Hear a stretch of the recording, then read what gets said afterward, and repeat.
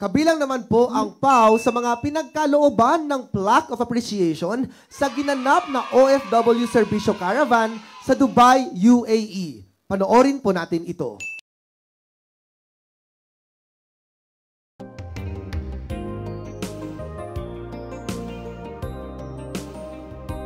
Kung hindi tayo, sino pang ama, bayang Pilipinas, pagkaganda, magmamahal at kakalinga. Ginanap ang 5th leg ng bagong bayani ng mundo OFW Serbisyo Caravan sa Dubai World Trade Center sa United Arab Emirates, kung saan tinatayang nasa milyon na ang bilang ng mga overseas Filipino workers. Sa inisyatibo pa rin ng DMW at OWA, katuwang ang iba pang government agencies, ay naging matagumpay ang nasabing aktibidad.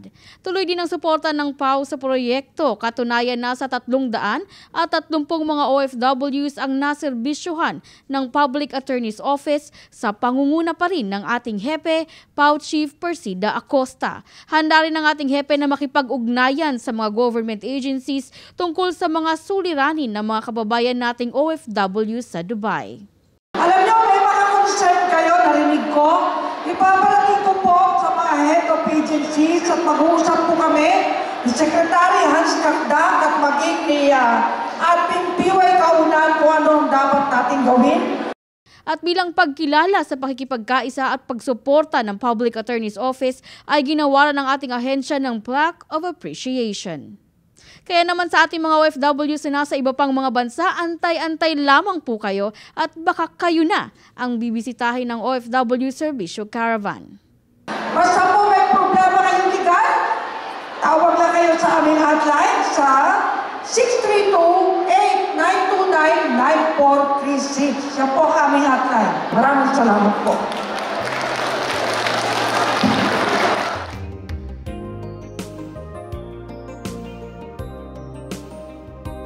Kung hindi tayo, sino pang ama, bayang Pilipinas, pagkaganda, magmamahal at kakalinga.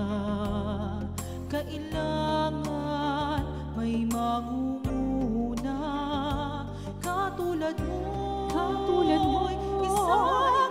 isang agilang lumilipad kahit na mag-isa.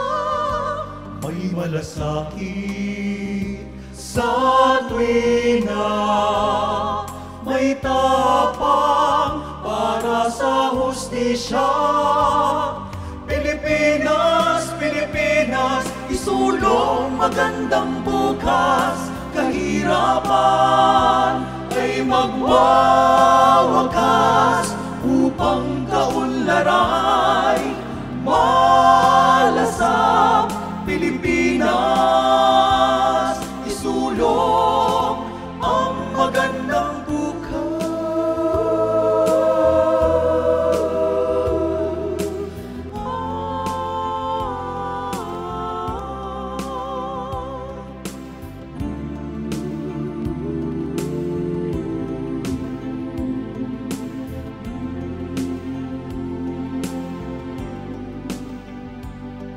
mangunguna, makakasama sa misyong pangarap ng masa.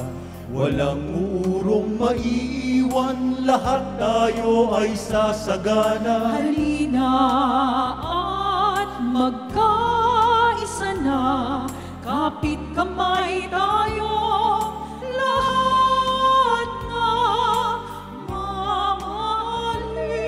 Bayan na kay handa, hanggang wakas ay sama-sama. Pilipinas, Pilipinas, isulong magandang bukas. Kahirapan ay magwawakas upang kaunlaray malasap. Pilipinas, isulong ang magandang bukas. Magandang bukas. #PalaNews, ako si Geraldine Ranyes, Persida Acosta, hustisya para sa masa, katarungan laban sa kahirapan.